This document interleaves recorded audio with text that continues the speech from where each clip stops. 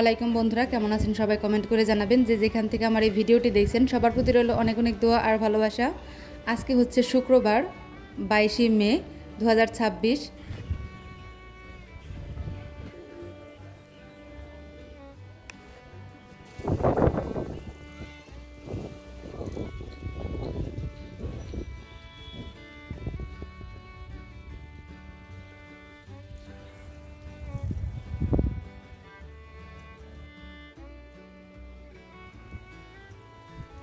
হঠাৎ করেই 11:30টার দিকে একদম আকাশ অন্ধকার হয়ে ঝোড়ো হাওয়া বইতে শুরু করলো।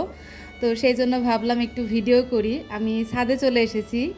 আর এখন যেহেতু আমার ছাদে অনেক ধরনের গাছপালা আছে, দেখতেও খুব সুন্দর লাগে।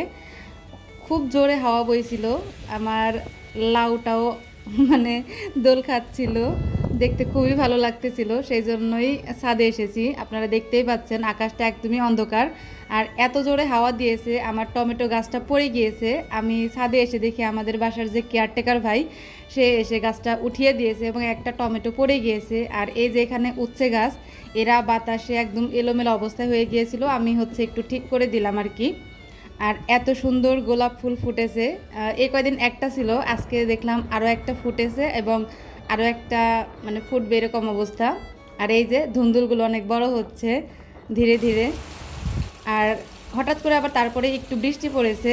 এই যে কবুতর জোড়া একদমই বেলকনির গ্রিলের উপরে গুটিসুটি মেরে বসে আছে। আমি ছাতা নিয়ে ছাদে চলে এসেছি বৃষ্টি দেখার জন্য।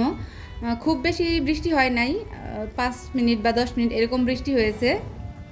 বৃষ্টির পানি গাছের উপরে পড়লে, ফুলের উপরে পড়লে এমনিই তার সৌন্দর্য আরও দ্বিগুণ বেড়ে যায়।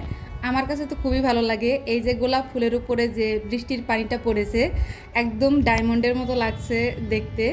আপনাদের কাছে কেমন লাগলো সেটা কমেন্ট করে জানাবেন। যদি আমার আজকের ভিডিওটি ভালো লেগে থাকে তাহলে প্লিজ একটা লাইক করে দেবেন। আজকের মতো বিদায় নিচ্ছি। সবাই খুব বেশি ভালো থাকবেন। আল্লাহ হাফেজ।